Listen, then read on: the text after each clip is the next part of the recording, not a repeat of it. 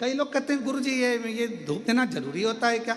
पितरों के लिए क्या कंडा जलाकर गोबरी जलाकर उसमें घी शक्कर या घी गुड़ छोड़ना जरूरी होता है? जरूरी है।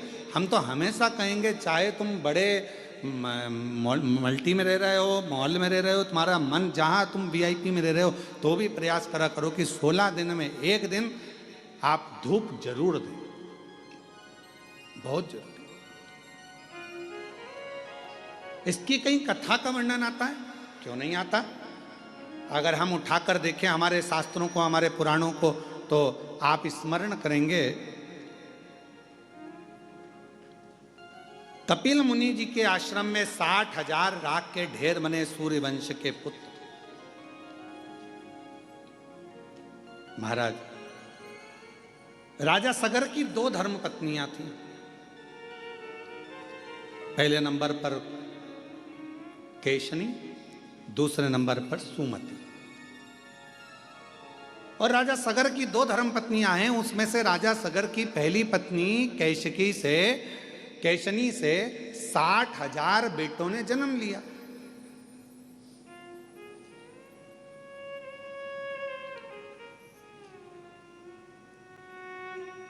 अब कई लोगों के मन में एक प्रश्न खड़ा हो जाता है, गुरु जी एक बच्चे को नारी जन्म देती है तो उसकी स्थिति क्या रहती है, और आप कह रहे हो कि 60,000 पुत्र को जन्म?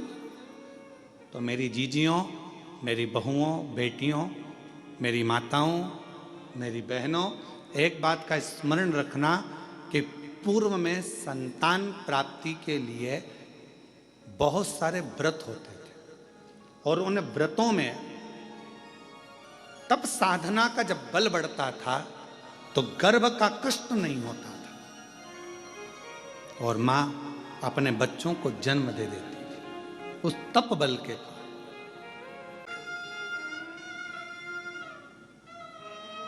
भाई तो किसी किसी के मन में आता है, ये प्रश्न खड़ा हो जाता है, 60,000 राजा सगर की पहली पत्नी केशनी से 60,000 बच्चे, तप साधना बल उपासना ये प्रबल थी। और दूसरी पत्नी से सुमति से एक पुत्र हुआ राजा सगर का। समय आया, राजा सगर ने एक यज्ञ रखा, अश्वमेघ। उस अश्वमेघ यज्ञ के घोड़े को इंद्र चुरा कर ले गए और उनको कपिल मुनि के आश्रम में बांध दिया।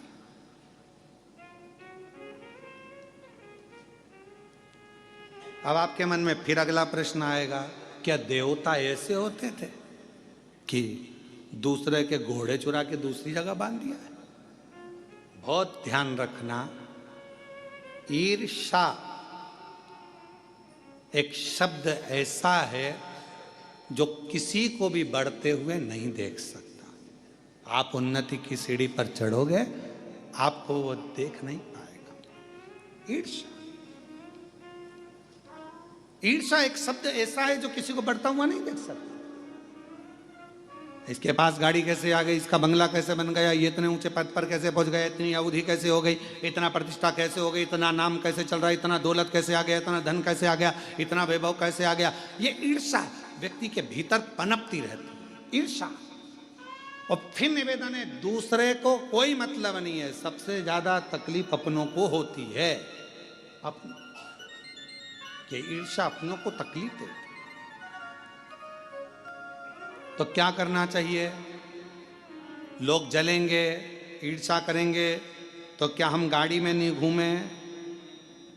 लोग जलेंगे, ईर्ष्या करेंगे, तो हम क्या खाना नहीं खाएं? लोग जलेंगे, ईर्ष्या करेंगे, तो क्या हम कथा नहीं सुने? आप रोज रोज कथा सुन लो। अभी आस्था चैनल वाले एक कोई दिखाएं बार बार हमारे को छोड़ के, एक को दिखाए, और तुम घर पे जाके जब आस्था चैनल पर कथा सुनना चालू करो और उसमें में बताओ इसी इसको दिखा रहा, मेरे को दिखाया नहीं, मैं तो बैठी थी, आगे बैठी और मुझे दिखाया ही नहीं, तो भीतर ईर्ष्या आ जाए। ईर्ष्या बड़ी विचित्र, बड़ी विचित्र।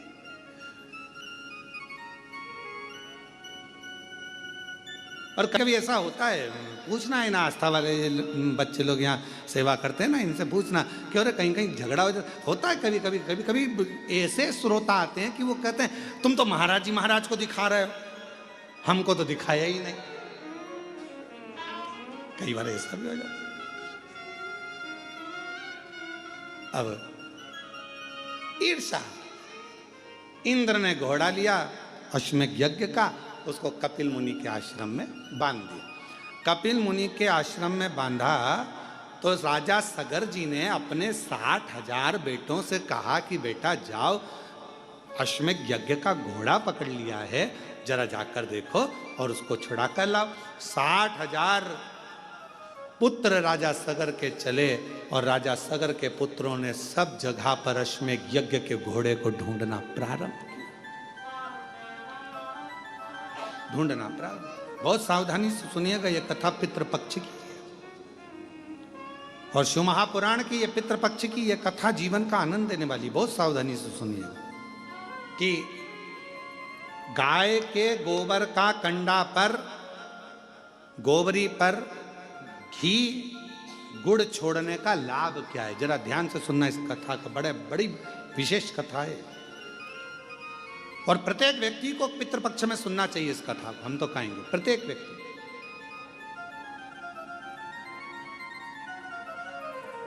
अश्वमेध यज्ञ के अश्व को ढूंढने के लिए चले। अब जगह जगह ढूंढते रहे पर मिला नहीं। आखिरी में कहीं सूचना मिली कि कपिल मुनि के आश्रम में 60,000 जो पुत्र थे वो पहुंच गए और ये मालूम पड़ा कि कपिल मुनि के आश्रम में वो अश्वमेध यज्ञ का अश्व बंधा हुआ है। इन्होंने जाकर क्या देखा कि कपिल मुनि तो तप कर रहे, साधना कर रहे हैं, उपासना कर रहे हैं।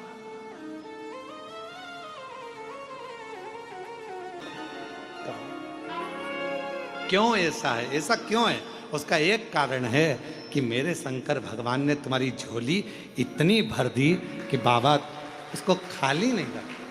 शिव महापुराण का नियम ही यही है। शिव महापुराण के पंडाल में बाबा उसी को बुलाता है जिसकी गोदी भरना होती है या बाबा को कुछ देना होता है तो बुलाता ही नहीं है।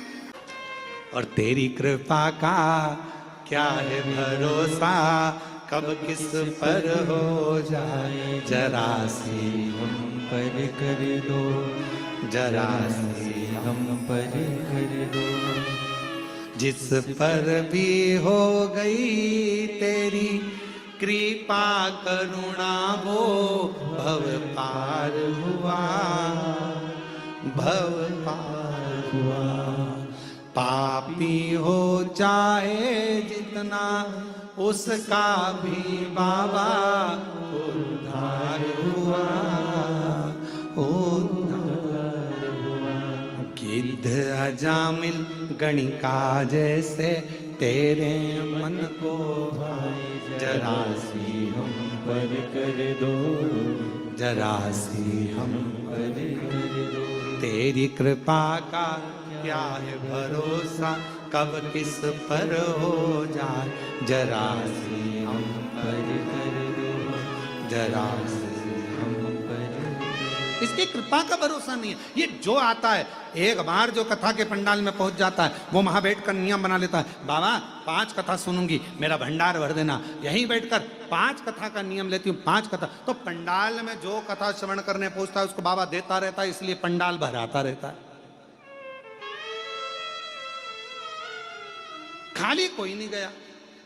3 महीने में बाबा ने फिर दे दिया भरकर उसको। इतनी कृपा कर दे। अब कथा कह रही है राजा सगर के 60,000 पुत्र कपिल मुनि के आश्रम में पहुंच गए और कपिल मुनि के आश्रम में पहुंचकर उन्होंने देखा कि कपिल मुनि तो तप में लगे और घोड़ा पीछे बंधा, अश्व पीछे बंधा।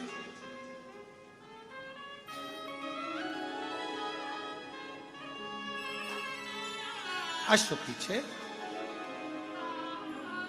कई बार ऐसा होता है, कोई तप करने बैठता है, आंख बंद करके भजन करने बैठता है तो ऐसा लगता है कि तो बेवकूफ बना रहा।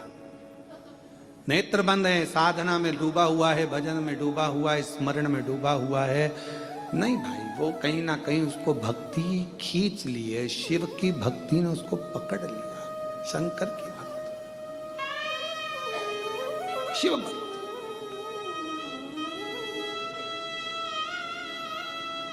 थोड़ा भजन हमारे जीवन में सुख दे सकता, थोड़ा भजन।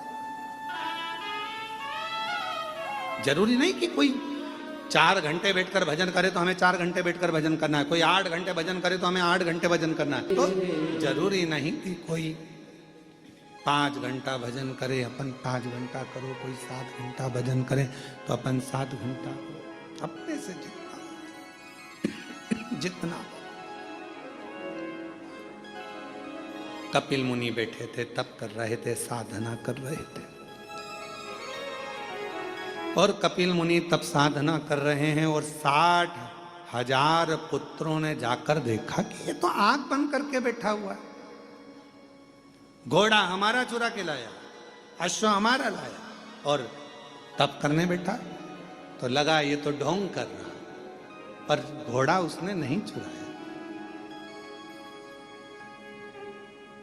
कई बार जरूरी नहीं कि जो हमने देखा है वही सत्य हो, उसके पीछे कोई क्रम भी हो सकता है।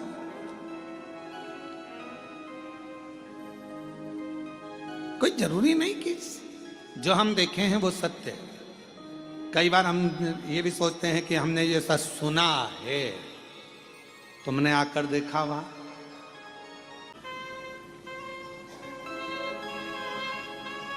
शिव कथा कर रही है, लग रहा है कि कपिल मुनि, अब तुमने देखा क्या? 60,000 उन पुत्रों ने क्या देखा कि घोड़ा इन्हीं क्या बंधा है और ये आंख बंद करके बैठे। इनको तो मालूम नहीं कि इंद्रदेव ने चुराया और यहां लाकर बांध दिया, इनको तो ये मालूम ही नहीं है। इन्होंने तो जो देखा उसी को सत्य मान लिया। आपने जो अखबार में पढ़ा उसको लोग सत्य मान लेते हैं, जो सोशल मीडिया पे देखा उसको सत्य मान लेते हैं। उसको समझो तो, जाओ तो, देखो तो कि सत्य क्या है। आज का जमाने में सत्य को तो बहुत नीचे दबा दिया जाता है और असत्य को प्रकट कर दिया जाता है। आज के जमाने में सत्य को कौन दिखा?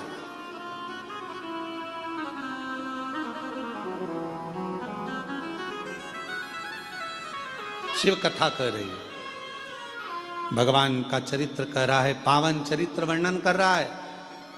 देखा कि आश्रम बंधा हुआ है कपिल मुनि के आश्रम में, बड़ा आश्चर्य हुआ। एक संत आंखें बंद कर कर बैठा है, तप कर रहा है, साधना कर रहा है, और बताओ उसने वो घोड़ा बांध रखा है, वो भी चोरी करता। गुस्सा आ गया 60,000 उन पुत्रों को, और उन्होंने तुरंत कपिल मुनि को अपशब्द कहना प्रारंभ कर दिया। हर हर महादेव, अपशब्द कहना प्रारंभ करा। जैसे ही कपिल मुनि को अपशब्द कहना प्रारंभ करा तो कपिल मुनि के नेत्र खुल गए। तुम चोर हो, तुमने हमारा अश्व चुराया है। अश्वमेध यज्ञ का जो सुना, कपिल मुनि के नेत्र की ज्वाला भड़क पड़ी। और तप में कोई डूबा हुआ होता है, साधना में कोई डूबा हुआ होता है, भक्ति में कोई डूबा हुआ होता है, उसकी नेत्र की ज्योति में तेज उत्पन्न हो जाता है। एक तेज,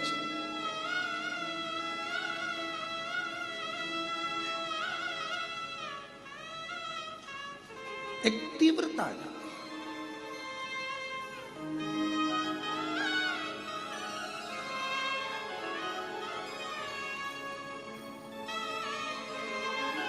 हम क्यों कहते हैं कि हम भगवान को देखें, भगवान हमें ना देखे? अपने नेत्रों से परमात्मा हमको ना देखे, भीतर के नेत्र से परमात्मा हमको देखे। शिव जी ने अपने नेत्र से कामदेव को देख लिया था, जलकर भस्म हो गया था। भगवान ने तृणावत को देख लिया था, तृणावत जलकर भस्म हो गया था। हम परमात्मा को देखें, परमात्मा हमको तो केवल भीतर के नेत्रों से, हम भगवान को याद करें। ये जरूरी है कि हम परमात्मा को याद करें, पर भगवान से कहना तुम हमको याद मत कर लेना। जिस दिन उसने तुम्हें याद कर लिया तुम यहां नहीं दिखोगे, सीधे भगवान से कहना हम तुम्हें याद करें पर तुम हमें याद मत करना। याद उसको करा जाता है जो दूर चले जाता है। मेरे शिव, आप तो अपने हृदय में हमको बिठा कर रखना, हमें याद मत करना। हम तेरे पुत्र हैं, हम तेरी संतान हैं, हम तेरी औलाद हैं। अपने हृदय में, अपने दिल में। आज हम कृष्णेश्वर बाबा के दर्शन करने गए, और जब कृष्णेश्वर बाबा के दर्शन करने के लिए कृष्णेश्वर बाबा के मंदिर में पहुंचे हैं, तो बाबा से जाकर हमने एक ही बात कही, हाथ जोड़कर उनसे स्पर्श करते हुए कहा, बाबा बड़ी करुणा करी आपने। ये कथा आपकी गोद में हो रही है, बेरुल में हो रही है। कृष्णेश्वर बाबा, इस कथा को मैं किसी को सुनाने नहीं आया हूं, केवल आपको सुनाने आया हूं।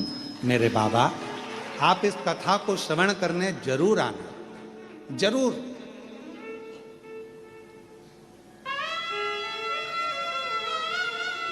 आप इस कथा को श्रवण करने जरूर आना।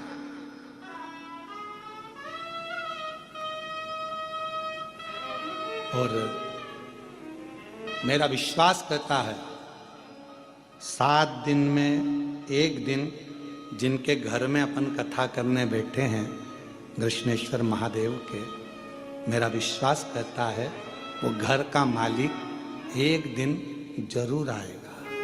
विश्वास कर, मिलने, देखने, आनंद के साथ। आप दिल से, बाबा हम आपको याद करें पर आप याद मत करो, आप तो हमको अपने दिल में रखो। याद उसको किया जाता है जो दूर होता है। आप हमसे दूर रहते हैं इसलिए हम आपको याद करते हैं, पर हम तो आपके भक्त हैं, आपके दिल में रहना चाहिए। आप हमें याद मत करो, याद करोगे तो निपट जाएंगे हम। आप तो हमको अपने दिल में रहो। जैसे एक वो बूढ़ी माँ नहीं बोलती, एक बूढ़ी माँ, बूढ़ी अम्मा लकड़ी बीनती है, गट्टा बांधती है, सिर पे रखती है, बेचारी थक जाती है। हे भगवान थक गई, उठा ले, हे भगवान उठा ले, हे भगवान उठा ले। एक दिन पार्वती जी ने शंकर जी से कहा, इतना बोल रही उठा क्यों नहीं लेते? शंकर जी जैसे ही बोली उठा ले, शंकर जी पहुंच गए, माँ चल मैं तुझे उठाने आ गया। इतने में बूढ़ी माँ बोली, मैं मेरे को उठाने की नहीं बोल रही, मैं तो बोल रही लकड़ी का गट्ठा उठा ले, मैं मेरी थोड़ी। शंकर भगवान ने पार्वती जी से कहा, पार्वती आज के बाद कभी नहीं आऊंगा, देख ले इतना चतुर मनुष्य है, इतना चतुर।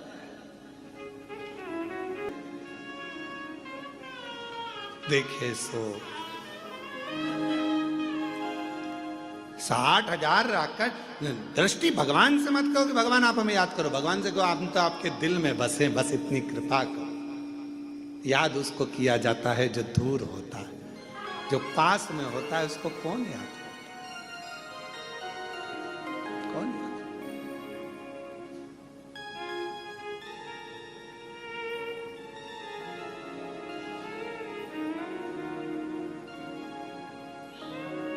अब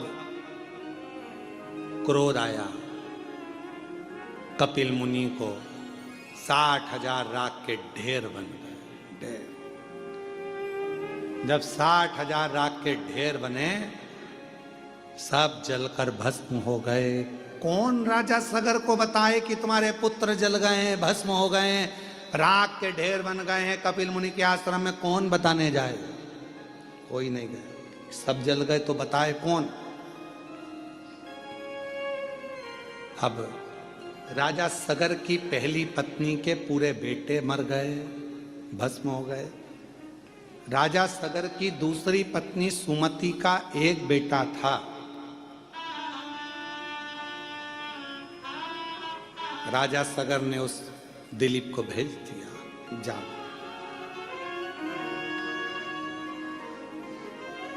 तुम्हारे भाई भी लौट कर नहीं आए, ना जाने कहाँ चले गए। जाकर पता करो अश्वमेध यज्ञ का अश्व कहाँ है, तुम्हारे भाई ढूंढने गए हैं, देखो जाकर पता करो, जाओ जल्दी से जरा मालूम कर आओ।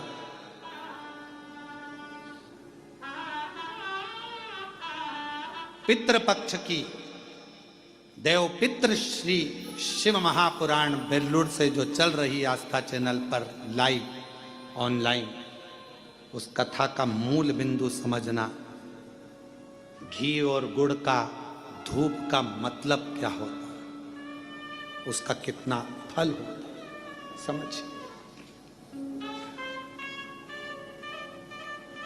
ढूंढ रहे हैं राजा सगर के पुत्र दिलीप, ढूंढ रहे हैं, पर ना 60,000 भाई मिल रहे हैं, ना अश्वमेध यज्ञ का अश्व मिल रहा,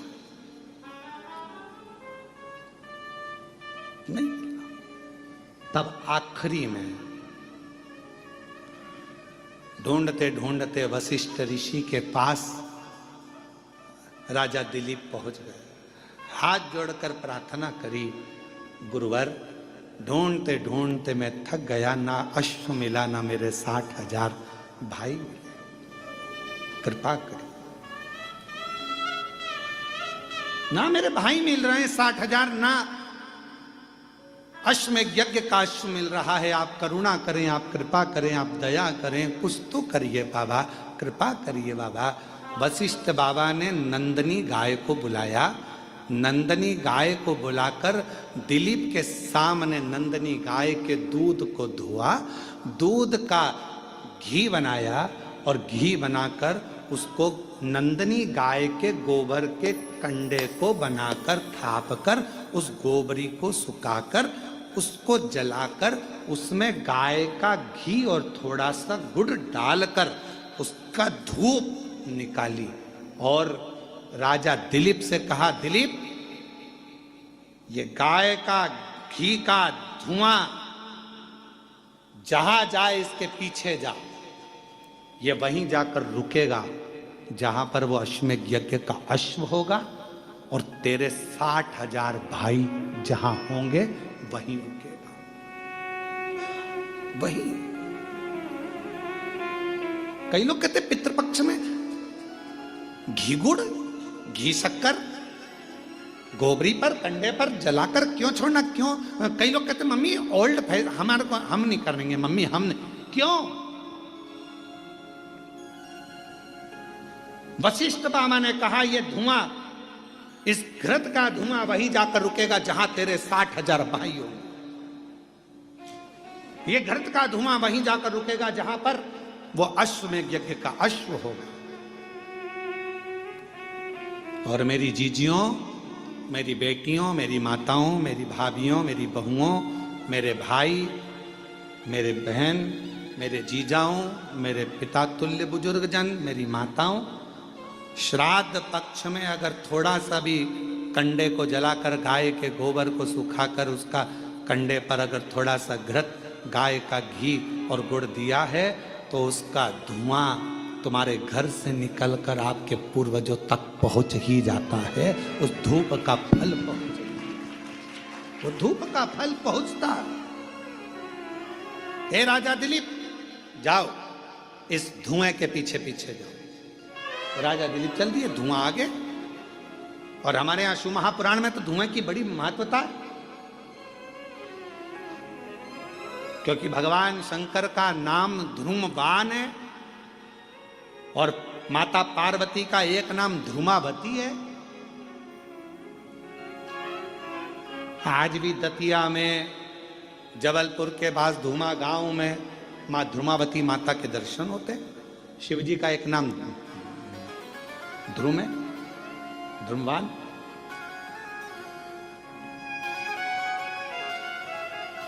शिव जी की आराधना में, शंकर भगवान की पूजन में गाय का गोबर, देसी गाय का गोबर सुखाकर कंडा बनाकर गोबरी बनाकर उस पर थोड़ा सा गाय का घी डालकर और गूगल बाजार में मिलता है गूगल, गूगल थोड़ा सा डालकर यदि कोई शंकर जी की आराधना 21 दिन तक उस धुएं को साक्षी बनाकर मूल मंत्र का जाप श्री शिवाय नमस्तुभ्यम के साथ अपने मन की कामना यदि कोई करता है तो ध्रुमेश्वर महादेव और माता ध्रुमावती उसका कल्याण जरूर करती है। और मेरे माताओं से निवेदन है, जिन माताओं की संतान नहीं होती, गर्भपात हो जाता है, गर्भस्थ बच्चा 2-3 महीना रहने के बाद गिर जाता है, 4 महीना के बाद बच्चा गिर जाता है, बच्चा नहीं रह पाता है, 3 महीना, 2 महीना, 15 दिन, 1 महीना लगा कि अब की बार गर्भ ठहर गया है और मालूम पड़ा बच्चा फिर नहीं रहा, तो जिसके गर्भस्थ तकलीफ रहती है, गर्भ में गांठ हो गई, बच्चेदानी में गठान हो गई, या चेस्ट में गांठ हो गई, या गर्भस्थ कोई तकलीफ हो गई, तो हम निवेदन करेंगे कि आप प्रयास करो,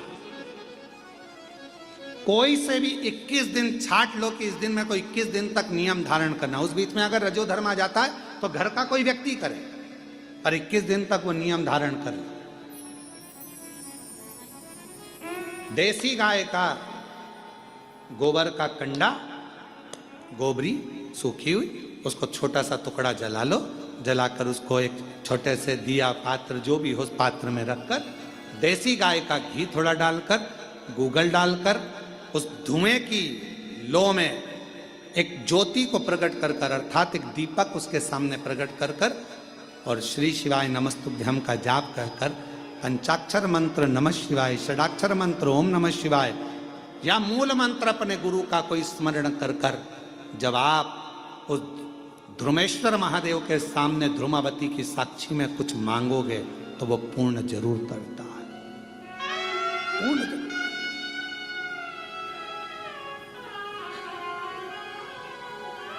पूर्ण करेगा। बोल ध्रुमेश्वर महादेव की, ध्रुमावती माता की। ध्रुमेश्वर महादेव और ध्रुमावती माता ये धुएं के रूप में प्रकट हुए, धुएं के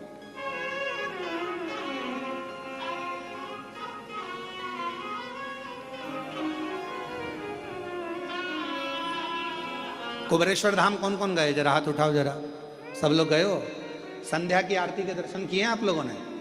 संध्या की आरती के अगर दर्शन करे हों तो वहां पर पहले गूगल की धुनी दी जाती है। शिव जी की आरती जब होती है तो उसमें धुपाड़ा लगाया जाता है, उसमें गूगल छोड़ा जाता है, धूप छोड़ी जाती है, और उस धुएं की साक्षी में प्रथम आरती धूप की मेरे शंकर भगवान की, उसके बाद में फिर दीप आरती।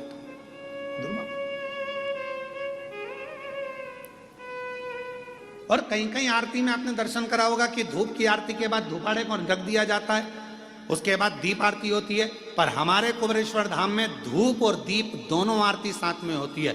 ध्रुपेश्वर महादेव, धुमेश्वर महादेव की भी, मतलब अर्थात धूप से आरती, और दूसरा ज्योति में जो त्रिलिंग होता है इसलिए ज्योति की आरती, ये दोनों एक साथ उतरती है, दोनों साथ चलती है। पर शुरुआत ध्रुमेश्वर से हो जाती है।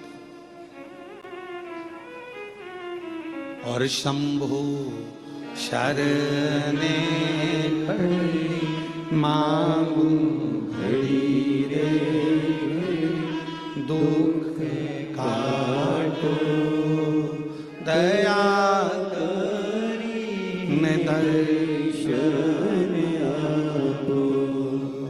शंभु शरणे पड़ी मांगू घड़ी रे, दुख काटो दया करी दर्शन आपो। जो जैसी भावना लाया वो वैसा ही फल पाया, नहीं खाई उसे लौटाया, वो मन ही मन हर्षाया।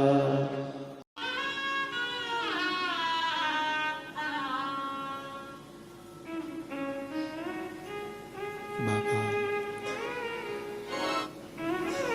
देवाधिदेव महावीर भगवान की गोगरदानी त्रिकालदर्शी कैलाशी विनाशी भगवान शिव की पवित्र कथा कर रही है। भगवान शंकर का पवित्र चरित्र कर रहा है। शिव महापुराण वर्णन कर रही है। भगवान देवाधिदेव महादेव का पवित्र चरित्र कर रहा है, वर्णन कर रहा है। वशिष्ठ बाबा ने कहा कि ये धुआं जहां तक जाए, जहां तुम्हारे 60,000 भाई होंगे, जहां पर अश्वमेध यज्ञ का अश्व होगा, वहां तक ये धुआं तुम्हें ले जाए। राजा दिलीप चलने लगे पीछे पीछे पीछे पीछे। और राजा दिलीप चलने लगे जब पीछे पीछे, तब जहां धुआं रुका वो कपिल मुनि का आश्रम था। 60,000 राख का ढेर लगा हुआ था। राजा दिलीप ने कपिल मुनि के चरणों को प्रणाम किया, निवेदन करा, नमन करा, प्रभु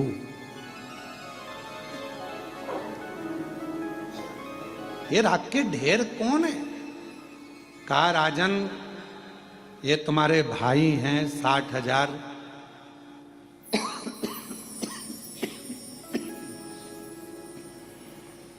ये यहां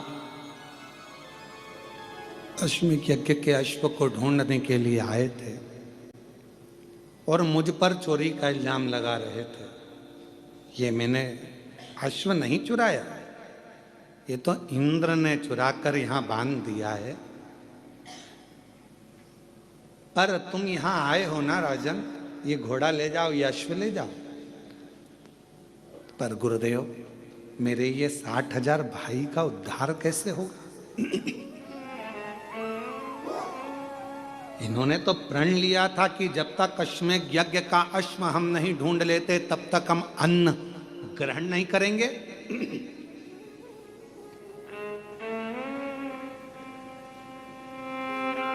ढूंढते ढूंढते इन्होंने यहां पर आए और इनके प्राण चले गए। तो भूखे भी थे, प्यासे भी थे, कुछ भाग नहीं लिया।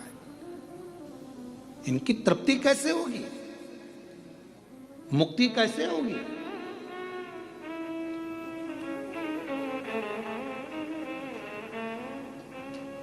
जाओ,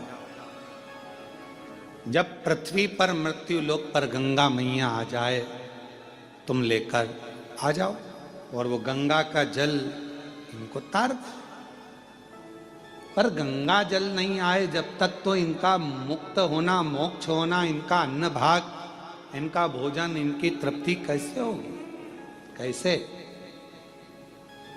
कपिल मुनि ने कहा, ये तो वशिष्ठ बाबा ही बताएंगे, ये तो वशिष्ठ ऋषि ही बताएंगे, मैं नहीं बता सकता।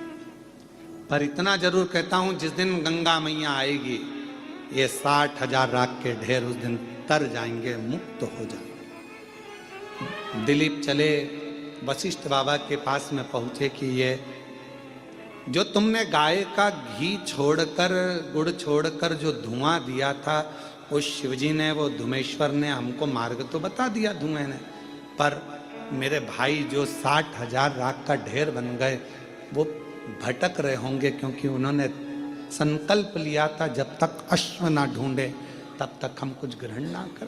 भूखे होंगे, प्यासे होंगे। वशिष्ठ ऋषि ने कह दिया, तुम चिंता मत करो,